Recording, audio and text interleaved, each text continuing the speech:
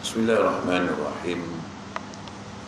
Alhamdulillahillazi arsala rasulahu bil huda wa dinil haq yuzhirahu ala dini kullih walau karihal kafirun. Asyhadu an la ilaha illallah wa asyhadu anna Muhammadan abduhu wa rasuluh. Allahumma salli wa sallim ala sayyidina wa habibina wa syafi'ina Muhammadin sallallahu alaihi wasallam, amma ba'd. Ayyuhal mu'minun ittaqullah, usikum wa iyaya bittaqwallahi faqad fazal muttaqun. Subhanaka la ilma lana illa ma 'allamtana innaka antal alimul hakim. Rabbi syrah li sadri wa yassir li amri wahlul 'uqdatam min lisani yafqahu qawli. Rabbi yassir wa la tu'assir ya karim. Allahumma zakkirna ma nasina wa 'allimna ma jahilna. Allahumma zakkirna ma nasina wa 'allimna ma jahilna. Allahumma zakkirna ma nasina wa 'allimna ma jahilna. Tuan-tuan dan puan muslimin dan muslimat, mudah-mudahan dirahmati Allah Subhanahu wa taala insyaallah. Namun kita manjatkan rasa syukur terhadap Allah Subhanahu wa taala karena dengan limpah kurnia dan inayahnya kita masih lagi diberi kesempatan, masih lagi diberi peluang, kelapangan waktu, kesehatan yang baik sehingga kita sama-sama dapat melaksanakan tuntutan Allah Subhanahu wa taala dan meninggalkan segala larangan-larangan Allah Subhanahu wa taala insyaallah. Insyaallah pagi ini kita menyambung lagi perkongsian ilmu kita dalam kitab Qaulul Tam fil Ahkam Imam wal Ma'mum, muka surat yang ke-15, masalah yang ke-26. Masalah yang ke-26, syarat-syarat bagi makmum masbuk. Syarat-syarat bagi makmum masbuk membolehkan potong bacaan Fatihahnya serta dikira mendapat rakaat. Maksud potong kat sini ialah dia boleh berhenti kat situ. Dia boleh tinggalkan Fatihah dia. Nak dapat masbuk ni dia boleh potong, ada syarat-syarat dia. Jadi makmum masbuk ni boleh tinggalkan Fatihah dan sebagainya. Untuk nak dapat rakaat ada syarat.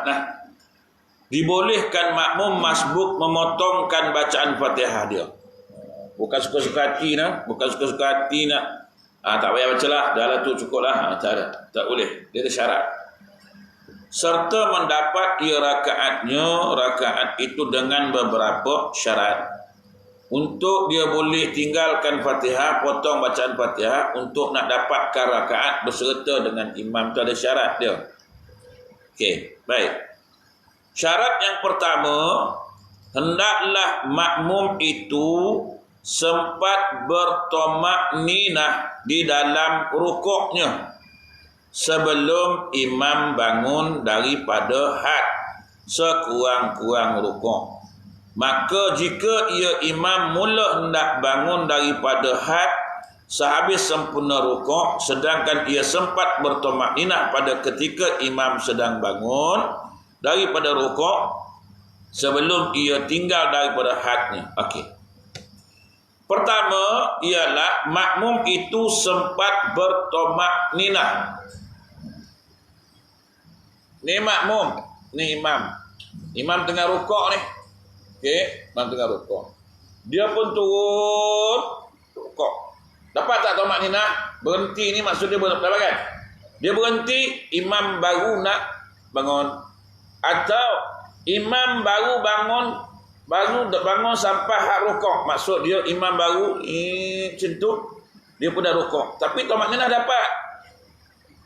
Imam baru nak, belum tegak lagi, imam baru hak rukuk kan? Hak rukuk. Dapat tak? Dapat rakaat. Dapat rakaat itu, rakaat pertama sama imam tu dikira dapat, sebab dia dapat tomakninah sedangkan imam belum bangkit lagi tegak berdiri. Maknanya imam baru dia turun, imam tengah rukuk, atau dia turun, imam baru nak bangkit rukuk. Begitu. Baru nak bangkit, dia dah rukuk, dapat tumakninah. Maknanya ketika itu, sebelum dia turun tadi itu, dia boleh tinggalkan Fatihah. Dia nak dapat ke rakaat itu, dia boleh tinggalkan Fatihah dia. Di kala itu, imam tanggung Fatihah dia lah. Okay, ini satu masalah. Masalah yang disebut nah. Maka jika imam mula nak bangun daripada had sehabis sempurna rukuk, sedang ia sempat bertumakninah, sedang ia tu siapa? Ia tu kembali kepada makmum tadi. Tengok betul nah. Sedangkan ia tu ialah makmum tadi lah. Sempat bertumakninah pada ketika imam sedang bangun daripada rukuk sebelum ia tinggal daripada hadnya. Maknanya sebelum dia tinggal had imam mana dah lagu tu dah tegak tu. Kalau dah tegak tu tak boleh dah. Jadi imam baru nak macam tu, dia sempat tumakninah rukuk tadi ni, dapat dia rakaat. Semalam saya terlupa nak bagi tahu, orang yang boleh ikut imam, dia turun rukuk, dia sampai imam rukuk kan, dia perangkat takbir Allahu Akbar, dia kena tumakninah dulu dah. Allahu Akbar, letak dulu, baru dia boleh turun rukuk. Kebanyakan dia buat Allahu Akbar, terus turun. Dengan takbiratul ihram itu, dia turun terus rukuk. Ini tidak boleh tuan-tuan. Ini tak sah. Sebab dia kena berhenti. Allahu Akbar, dia berhenti. Lepas tu baru dia turun. Okay? Semalam saya lupa nak bagi tahu. Okay? Jadi takbir ini kena ada syarat juga.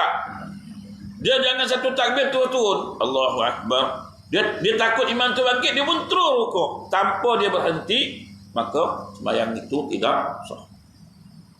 Okey? Itu masalah yang semalam lah. Ini masalah hari ini tadi. Okey? Maka makmum itu dikira mendapat rakaat. Dapat rakaat, tak payah tambahlah. Okey? Dan jika syak ia, syak siapa? Syak makmum ni tadilah. Adakah ia sempat bertumakninah serta imamnya sebelum ia bangun daripada had sekurang-kurang rukuk atau selepasnya? Maka mengikut qaul pendapat yang sahih, tidak dikira mendapat rakaat. Maka dengan ini wajiblah di atasnya tambahkan satu rakaat selepas imam memberi salam. Dan hendaklah sujud sahwi mengikut pendapat Al-Imam Al-Ghazali dan berkata qadhi tidak dituntut sujud sahwi. Okey. Saya tunjuk contoh tuan-tuan. Dia turun rukuk. Dia turun. Okey. Imam tu dah bangun dah. Lepas tu dia ragu-ragu. Aku dapat ke tak tumakninah dia waktu imam bangkit? Dia syak ni, maknanya hukum dia menurut pendapat kata tidak dapat rakaat, malahan kata Imam Ghazali ialah kena sujud sahwi. Namun pendapat Al-Qadhi dia kata tidak perlu sujud sahwi. Tapi dengan syarat dia syak lah. Aku tadi dapat ke tak? Aku rasa macam imam tu dah bangkit tegak lah. Hak rukuk mana? Hak rukuk ialah ini hak rukuk. Kalau dah ini dah tak ada hak rukuk. Jadi dia turun tumakninah tadi, dia dah tengok, dia dah perasan imam tu dah macam ni. Lepas tu dia datang syak. Aku rasa imam tu dah lepas lah. Dah lepas dia rukuk lah, dapat ke tak? Maka dia syak, hukumnya tak dapat rakaat. Wajib dia kata, maknanya mengikut qaul pendapat yang sahih tidak dikira mendapat rakaat, maka dengan ini wajiblah ditambah atasnya satu rakaat yang lain. Rakaat itu tak pakai. Okey, ini pendapatlah. Okey, itu masalah pertama. Masalah kedua, jangan ada imam itu berhadas kecil atau besar, dan janganlah ada ia kafir.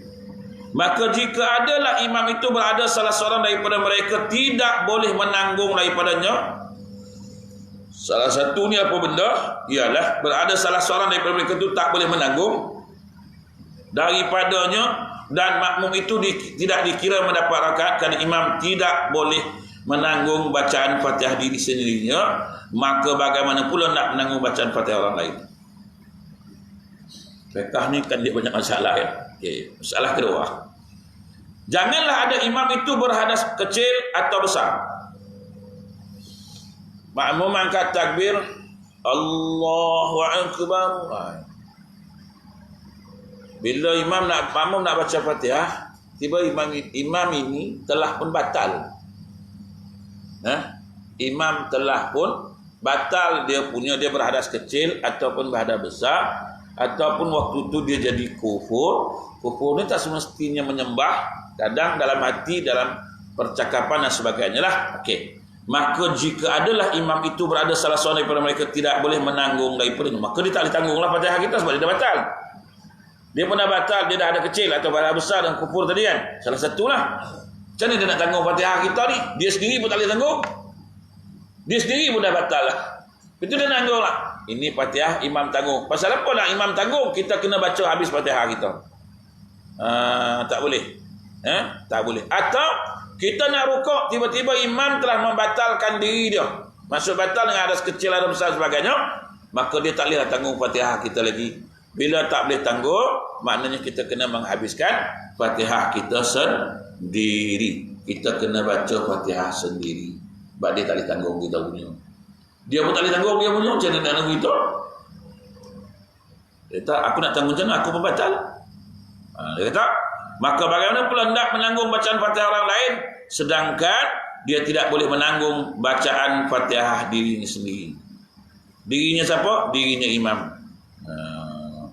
Maka kita kena habiskan Fatihah kita. Tak boleh, ini imam tanggung, kita masbuk. Tak. Masbuk ke apa? Kita kena teruskan bacaan Fatihah. Sebab dia tak boleh tanggung hak kita. Dua masalah. Masalah ketiga, disyaratkan imam itu tidak lupa ia membaca Fatihah. Alhamdulillahi Rabbil Alamin. Alhamdulillahi Rabbil Alamin. Makmum kata apa masalah imam? Pagi-pagi dah tak ingat. Bismillahirrahmanirrahim. Alhamdulillahi Rabbil Alamin. Makmum sambung ke belakang. Ar-Rahmanir-Rahim. Imam Bismillah. Ar-Rahman pun kita tak ingat dah Bismillah. Ni tanda awal nak meninggal lah ni.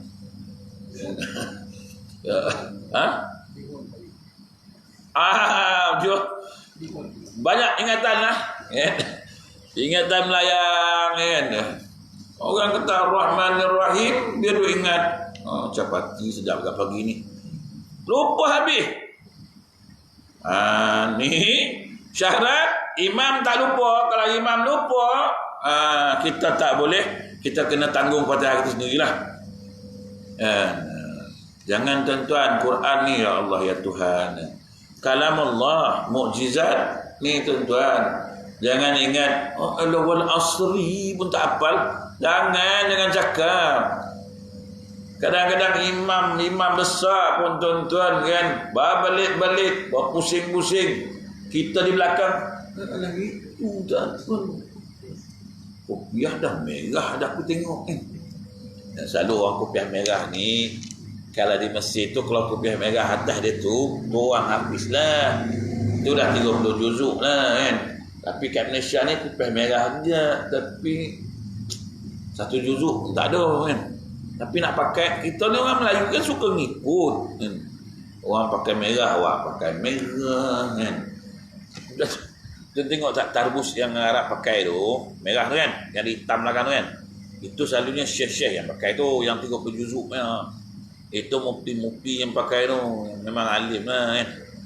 Atam kita ni haram tak apa pun. Tapi nak pakai jugalah, tak kisahlah, pakailah kan. Orang kan tahu pun kan. Kita ngapal lah 2-3 ayat, juzuk yang pelik-pelik sikit tu. Ambil juzuk 8 ke, juzuk 7 ke, orang pun sesekali baca lah ayat tu kan. Wih, hebat dia punya. Nampak je macam tu, orang bukan tahu. Kan? Jadi jangan bila imam sangkut tu kita pelekeh. Allah imam itu tak apa, tak payahlah baca ayat tu, baca ayat lain. Kadang dia pertama mungkin ada sifat riak dalam hati, Tuhan sangkutkan dia. Kadang mungkin ada sifat sombong, ni kalam aku, ni mujizat aku, jangan main-main, kau jangan angkuh dengan aku. Saya aku blank kepala otak kau tahu kan, hilang semua kau tahu. Dia buat lagi tu kan. Saya itu orang jadi imam, kena buang sifat-sifat ni. Semayang ni kena buang sifat sombong, sifat riak ni. Kadang ada juga tuan-tuan datang sifat tu, syaitan. Siapa nak jaga? Siapa boleh tepis dia? Kita pun datang-datang tengok makmum ramai kan. Hari panjang hari ni sebab makmum ramai ni kan. Tengok makmum sikit, ada 5 orang, izajah je lah. Jangan buat pasal. Sehari Tuhan bagi aib, sehari bagi malu baru tahu. Dengan izajah pun tak hafal nanti jangan main. Datang kan. Kadang-kadang syaitan tu dia tak kira siapa, dia datang lintas hati tu kan. Jangan pasal. Tadi dari rumah cadang nak baca izajahnya. Tapi duk tengok makmum ramai sangat. Juzuk lah, apa lagi kan. Awak dah hafal Quran, mana boleh izajah. Kau mana? Baca buat tengok. Buatlah tengok. Wal asri pun tunggal langgam.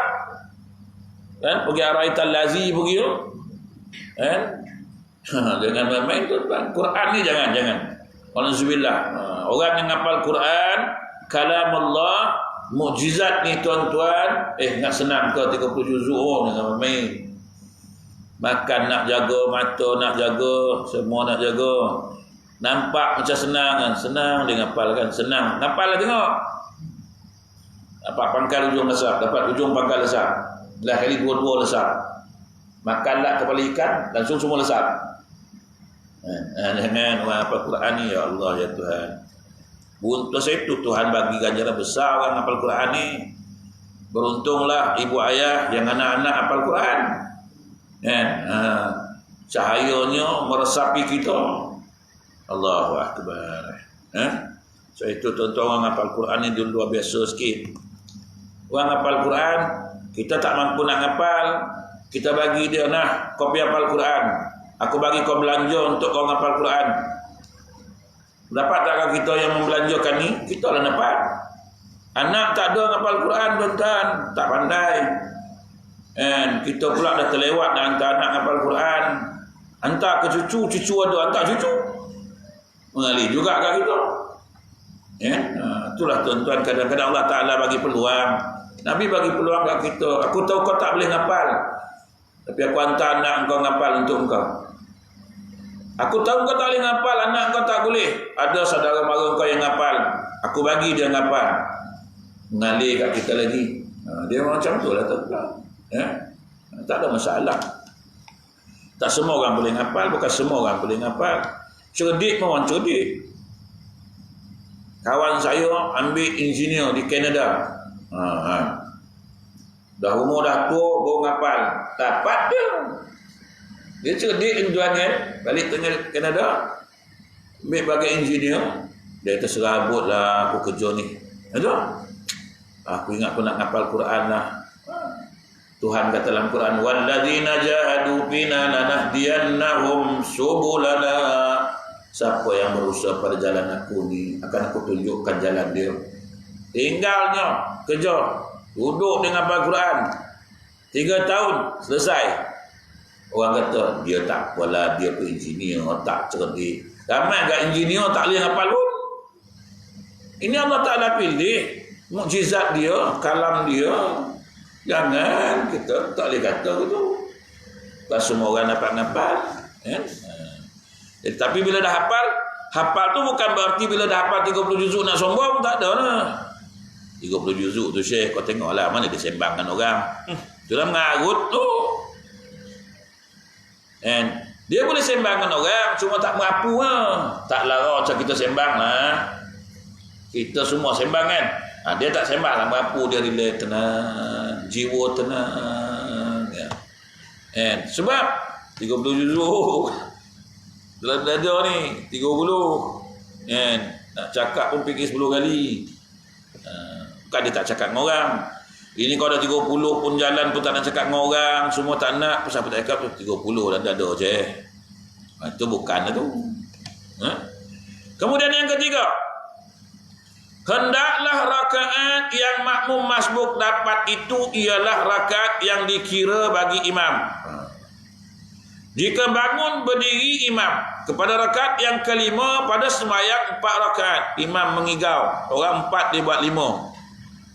Fikiran melayang tuan-tuan, asal kan. Bayang waktu asal kan.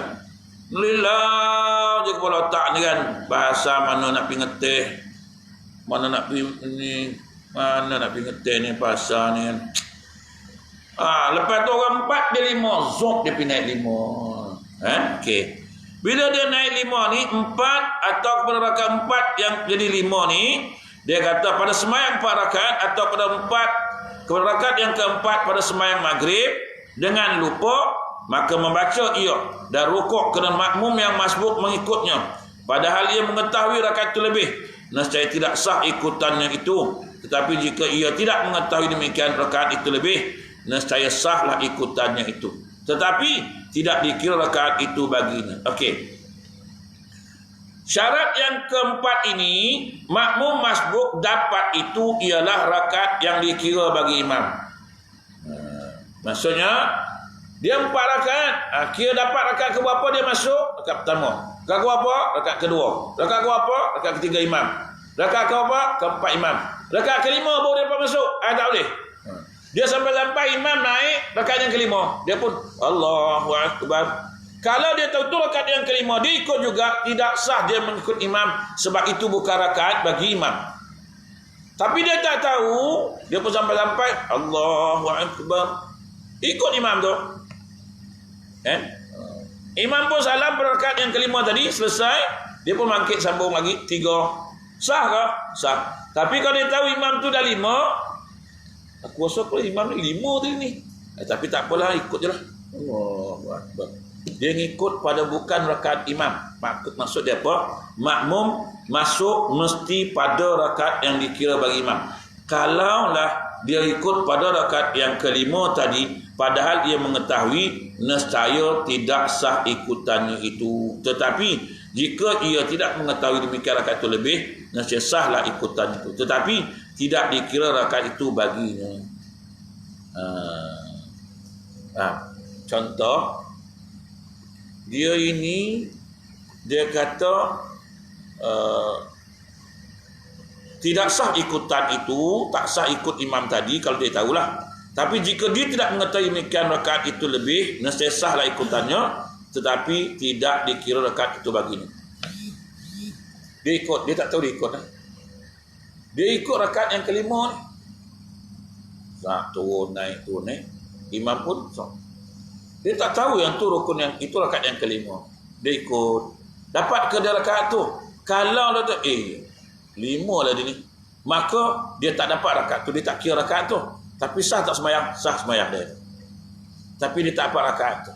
Rakaat tu tak dikira lah. Itu rakaat yang kelima. Dia kena start balik jadi 4. Baiklah kalau dia dah tahu, tak payah ikut. Jangan ikutlah. Kalau ikut tak sah. Kalau dia dah tahu last minute dia tahu, pun tak boleh ikut juga. Tak sah juga, sebab itu tak dikira rakaat imam.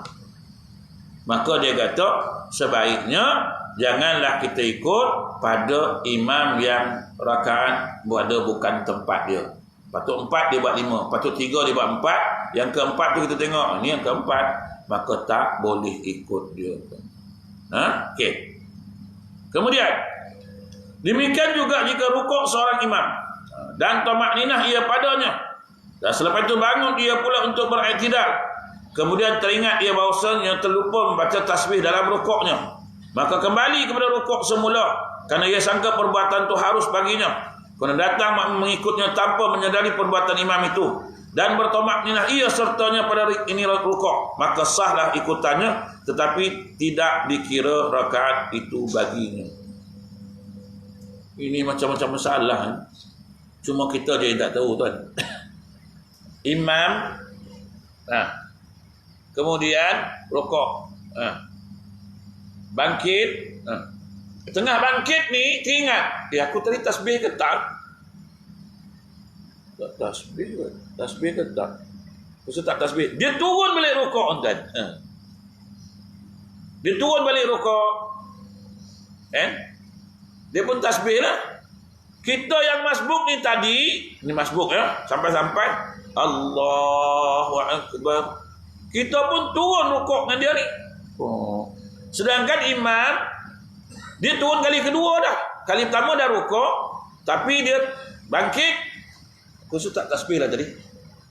Turun balik, kita pun sampai sebagai masbuk. Dia kata makmum tu ikutlah tanpa menyedari perbuatan imam tu yang turun kali kedua. Dia tak tahu. Dia tu ikut dan bertomak ninah ia. Tomak ninah lah makmum ni tadi. Dapat tomak ninah dengan imam ni. Lega lah rasa dapat rakaat. Pada rukuk tu, maka sahlah ikutan. Ikutan tu sah. Tetapi tidak dikira rakaat bagi rakaat itu baginya. Tapi dia tak kira rakaat. Sah tak sembahyang? Sah. Tapi rakaat dapat? Tak dapat rakaat. Sah ikut aja. Dapat tak fadilah berjamaah? Dapatlah. Tapi tak dikira rakaat pada tempat itu, tuan-tuan. Ini soalan. Okey. Tadi ni dia ragu-ragu kan? Sebab tasbih itu hukumnya sunat je kan? Tapi imam ni dia berasa harus tak aku rukuk balik. Harus tak aku rukuk balik. Sedangkan tu berdiri ni tadi dia dah rukuk, dia berdiri. Ni dah rukun dah. Rukun qiyam. Dalam dua rukun qiyam ni dia terfikir, ada aku tak tasbih? Boleh ke tak turun lah? Boleh ke tak? Kena turun balik ni kan? Turun balik ni. Sedangkan tu perbuatan yang sunat sahaja kan? Ni imam yang tak faham hukum. Tapi nak cerita bukan pasal sah tak sah ni. Nak cerita tentang masbuk ni. Dia boleh turun. Dia tak boleh turun. Macam doa kunut, dia dah berdiri tegak, dia dah pindah rukun, dia turun balik. Tak boleh. Perkara sunat dia tak boleh turun kembali. Batal lah tu. Batal. Ni bukan cerita bab itu. Ni cerita dia ni. Cerita masbuk. Tapi kalau ikut hukum, imam tu dah batal sebab dia dah turun balik semula. Sedangkan yang dia tinggal, yang dia buat ni ialah perkara yang sunat. Tasbih tadi. Dia nak tasbih tu, dia rukuk. Tapi kat hukum fiqh ni dia tak cerita bab tu. Dia cerita tentang masbuk ni boleh tak ikut. Boleh tak ikut. Pasal itu dia tersah ikut. Tapi tak dapat rakaat. Sebab apa tak sah? Tak dapat rakaat. Imam tu batal. Okey. Pasal imam tu batal. Dia tak tahulah. Fiqh bagi tahu ni. Dia tak tahu. Dia tak tahu. Aku dapat ke tak dapat? Kita tak tahu. Fiqh bagi tahu. Hukum fiqh, kalau ini terjadi, kalau kamu tahu, maknanya kamu tak dapat rakaat, tapi kamu sembahyang tu sah tak? Sah. Ikutan makmum imam tu sah? Sah. Sama lah. Kalau dia ngikut, batal lah. Contohlah, Tuan Haji imam. Tuan Haji duduk fikir 2-3 kali ni. Aku tadi tak tasbih. Nak turun ke tak? Nak turun ke tak? Turun lah. Nak turun. Datang makmum ni. Ju'ilat imam liyutamma bi. Imam ni sebagai penyempurna. Ikut aja lah, kata dia. Dia rukuk, kita rukuk lah balik. Rukuk semuanya akan batal. Okay. Jalan keluar dia, ulang balik semula. Asal kita ikut? Kita belasah lah imam tu. Kalau imam satu bab dia pun kau patut aku tak ngulang, dah kena ngulang balik. Yang kau ikut aku buat apa tu imam? Dah kau imam. Tapi ini jangan berlaku lah. Tapi yang selalu berlaku ni bila kunut. Kunut selalu berlaku ni. Imam dah berdiri tegak, makmum Subhanallah. Subhanallah, gitu kan. Dia dah bangun kan, ataupun duduk tahiyat awal lah. Dia tahiyat awalnya. Lepas tu dia terus, patutnya dia tak bangkit duduk tahiyat awal kan, tapi dia bangkit dekat ketiga, sampai sambung. Makmum ni duduk, Subhanallah. Subhanallah. Imam dah panas telinga, duduk dia. Sibuk betul lah makmum ni, ikut je lah aku. Subhanallah. Payah duduklah dia duduk semua batal. Dia duduk tu dengan kita yang suruh dia pun batal. Aku makmum menjahil, pergi suruh duduk apa, lepas tu kau ikut je lah kan. Tapi makmum pula ilmu tak ada waktu tu. Makmum kata, kita ramai-ramai cakap subhanallah, mesti dia turun punya. Dia mesti ikut kita. Kita ramai, jangan ikut dia, jangan ikut gitu dah. Imam pun tak nak ikut, aku turun lah. Turun batal lebih semua. Pulang sembahyang. Apa penasaran? Okey. Jadi tuan-tuan, ini masalah tak dapat rukuk. Yang ke-27, makmum ada masa baca Fatihah tapi ia seorang pembaca yang lambat dari semula jadinya. Ni bila? Besok. Wallahu a'lam. 6.45. Kita dah janji kita kena ikut SOP.